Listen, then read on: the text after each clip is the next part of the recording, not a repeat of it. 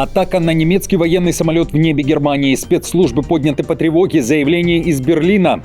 США вступают в войну. Воинственные заявления Пентагона и невероятная активность в Вашингтоне. Авиация поднята в небо. Что происходит?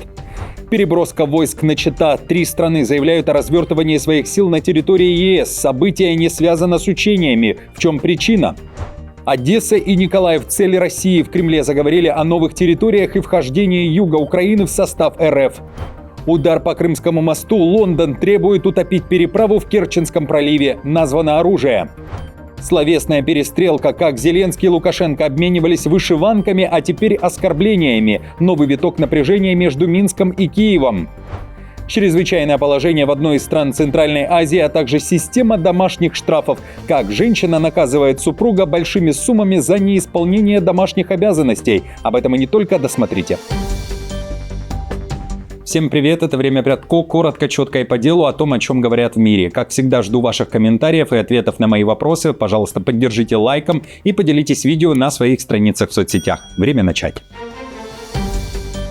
Варшава готова к переговорам с Москвой, но есть условия. Президент Польши Кароль Навроцкий не против встретиться с Путиным. Об этом он заявил в интервью Радио Z. Но подобный шаг, по словам польского президента, может быть только в крайнем случае, если от этого будет зависеть безопасность его страны. Но все же предпочел бы этого не делать. При этом Навроцкий не хотел бы оказаться на месте Трампа в роли посредника-переговорщика с Путиным, потому что у него четкие антикоммунистические взгляды, и он считает Путина, далее цитата, диктатором и убийцей.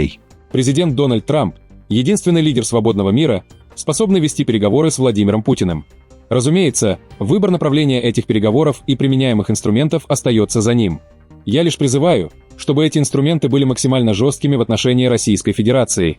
В этом же интервью Навроцкий, отвечая на вопрос, как ему живется во дворце Бельведер, официальной резиденции президента Польши, которая ранее принадлежала Пилсудскому, в шутку рассказал о своих встречах с духом Юзефа Пилсудского, фактического лидера польского государства после Первой мировой войны, и добавил, что разговаривает с этим духом Пилсудского о польско-большевистской войне 1920 года и текущей международной ситуации. В Госдуме РФ уже отреагировали именно на эти слова Навроцкого. Давайте послушаем. На самом деле над вот такими вещами нельзя смеяться. Вообще над больными не смеются. Но когда эти больные занимаются управлением страной, это становится очень-очень опасно. И, к сожалению, вот таких людей с отклонениями становится все больше и больше в политике. Вот это чрезвычайно опасно и обидно. Лукашенко против Зеленского, Зеленский против Лукашенко. Дистанционные обмены сообщениями между Киевом и Минском продолжаются. На этот раз Лукашенко ответил Зеленскому, который накануне назвал его и Путина стариками. Вся проблема наших конфликтов, войн и прочее – основа экономическая. Идет передел мира, идет конкурентное сражение, борьба. Хотелось бы, чтобы в этой борьбе мы выстояли, а выстоять только можем вместе. Поэтому вы, генералы в экономиках своих стран, я человек уже, как недавно сказал тут мой коллега, который его своим сыном считал, Володя Зеленский, старики мы тут с Путиным где-то там шепчемся по углам во вред другим, чепуха полная. Напомню, что еще 5 лет назад ситуация была кардинально другой. Зеленский вместе со своей супругой отправлял Лукашенко украинские вышиванки, делал это в знак глубокого уважения, желая крепкого здоровья и мира и согласия. А Лукашенко в ответ отправлял Зеленским белорусские вышиванки и писал о славянском единстве. Напомню, что отношения кардинально изменились после того, как российские войска в феврале 2022 года зашли на территорию Украины из Беларуси. При этом дипломатические отношения между странами не разорваны. Откровение Кита Келлога. Недавняя сделка США с Беларусью была в первую очередь направлена на обеспечение каналов связи с Путиным, а не на освобождение заключенных из колоний. Об этом заявил спецпосланник Трампа. Келлог уверяет, что Америке нужен Лукашенко для того, чтобы тот передавал необходимые месседжи Кремлю. И, как говорит Келлог, далее цитата, которую приводит The Guardian, «Мы не уверены, что именно он говорит, но знаем, что общение происходит». Но то, что мы сделали, это установили отношения, чтобы обеспечить открытые каналы связи и убедиться, что все наши послания доходят до президента Путина. Вот ради чего мы это делали. Изначально мы не шли туда с целью освободить политических заключенных. Освобождение людей из белорусских колоний Келлог назвал положительным побочным эффектом и добавил, что США осознают, кто такой Лукашенко на самом деле.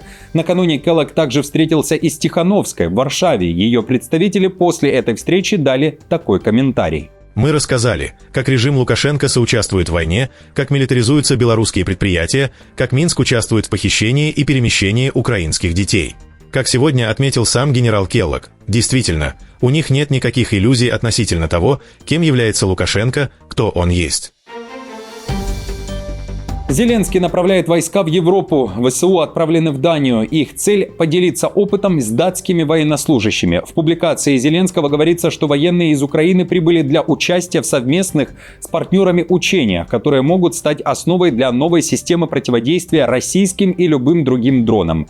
Своих военных и вооружение в экстренном порядке отправляют в Данию и США, с уточнением, что это также антидроновая поддержка перед саммитом ЕС, который стартует уже 1 октября. Минобороны Дании поблагодарила Киев и Вашингтон за эту помощь. Мы рады и благодарны за то, что США также поддерживают Данию в сфере противодроновых возможностей в рамках предстоящего саммита. Американская поддержка является выражением тесного трансатлантического сотрудничества, которое также играет важную роль в противодействии гибридным атакам. Финляндия тоже отправила своих военных в Данию. Как пишет Guardian, это решение принято в ответ на просьбу Дании принять участие в обеспечении целостности датского воздушного пространства и противодействии дронам во время международных встреч в Копенгагене. Эпоха Министерства обороны завершена. Началась эпоха Министерства войны. Это одна из главных фраз, которая была произнесена накануне на масштабной встрече военных в США, которую в экстренном режиме собрал Трамп и глава Пентагона Пит Хексет. Последний критиковал прошлый курс военного ведомства. Отныне в армии Америки будут единые, жесткие и гендерно-нейтральные стандарты физподготовки. Каждый должен проходить мужской стандарт минимум на 70%. Женщины могут служить, но только если соответствуют тем же требованиям. Генералы и адмиралы должны соответствовать нормам по весу и форме. Толстых генералов в коридорах Пентагона быть не должно. Такое предупреждение сделал Хексет. Кроме того, он заявил, что США должны быть готовы к войне. Мы готовимся каждый день. Мы должны быть готовы к войне, а не к обороне. Мы готовим воинов, а не защитников.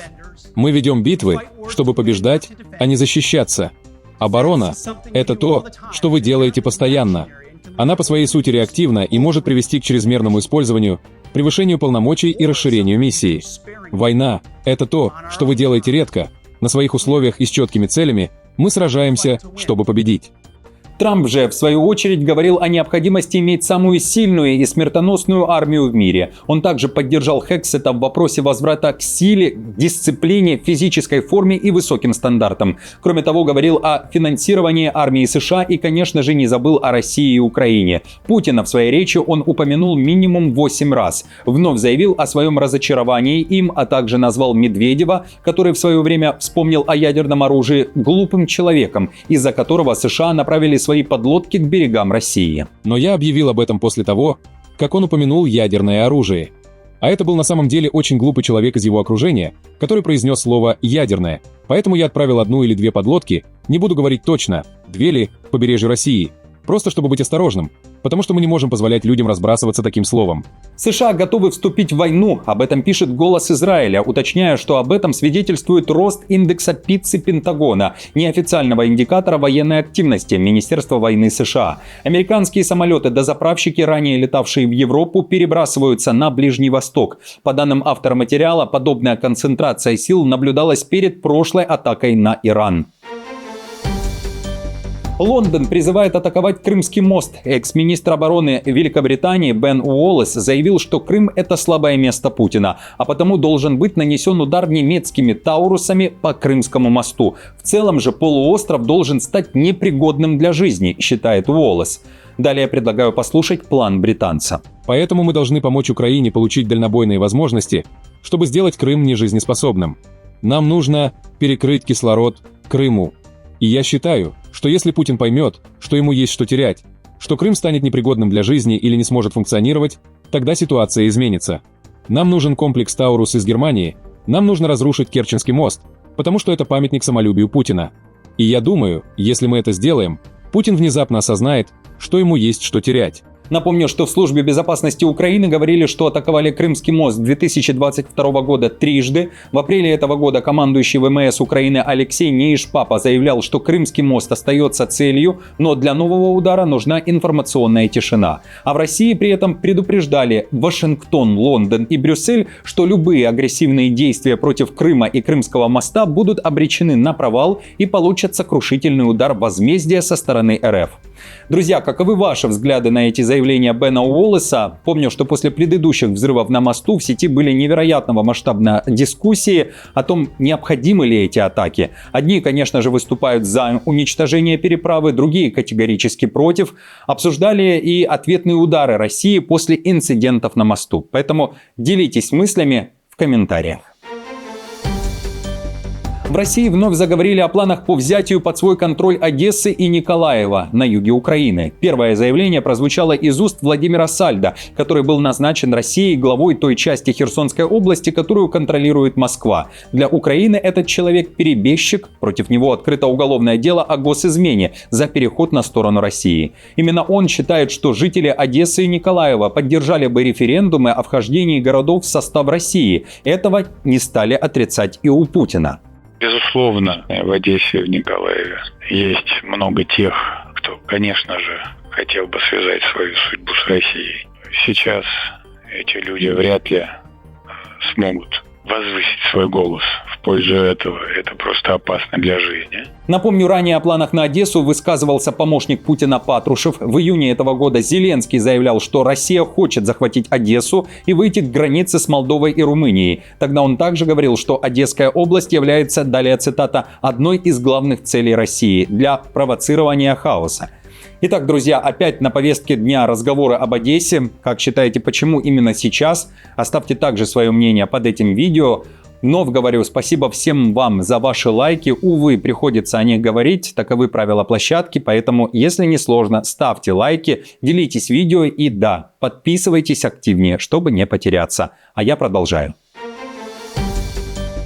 Атака на самолет Бундесвера прямо в небе Германии. Скандал на военной базе в Нижней Саксонии. Просто после взлета с авиабазы Целле неизвестные открыли огонь по транспортному самолету С-130 ВВС Германии. Самолет чудом не пострадал, но инцидент мгновенно поднял на ноги спецслужбы. Издание «Шпигель» уточняет, что атака произошла несколько дней назад. Днем пилоты заметили вспышку и взрыв неподалеку от борта. Позже выяснилось, что это была новогодняя ракета, запущенная кем-то с Земли. Расстояние до самолета всего около 500 метров, и, по словам следователей, это могла быть целенаправленная атака. Расследование уже началось, возбуждено дело об опасном вмешательстве в воздушное сообщение. Шпигель пишет, что обстрел военных самолетов Германии, пусть даже и пиротехникой, крайне редкое явление. Обычно угрозы ограничиваются лазерными указками.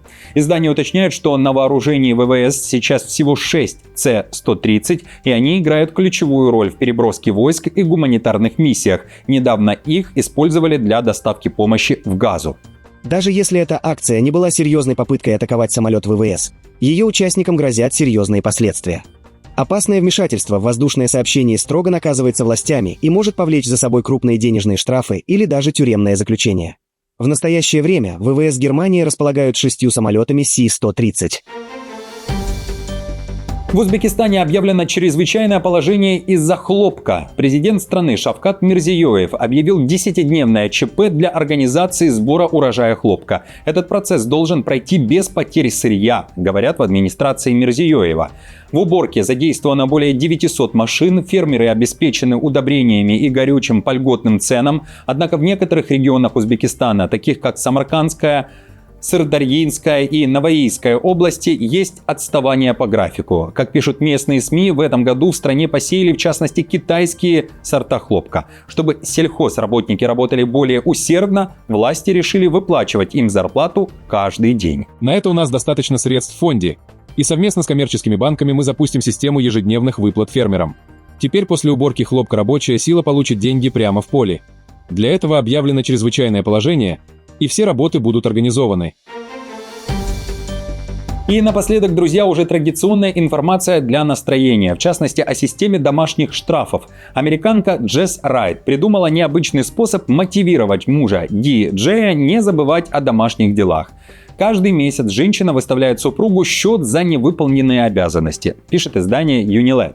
По словам Джесс, она решила перейти от слов к делу 4 года назад, когда муж в очередной раз разбросал грязную одежду по дому. С тех пор пара, у которой 3 детей, делит домашние обязанности поровну, решая каждую неделю, кто за что отвечает. Джесс ведет учет забытых дел мужа. За мелкие упущения, вроде открытого тюбика зубной пасты, он платит $5. За средние, например, не закинутое белье в стирку, от 10 до $20, а за серьезные нарушения приходится выкладывать до $50. Мужчина не против таких правил в доме. Сумма счета диджея может варьироваться от 30 до $600, в зависимости от месяца. Джесс из Атланты, США, так охарактеризовала свой необычный способ мотивировать мужа не забывать о делах. «Мне за это платят, неприязнь уменьшается».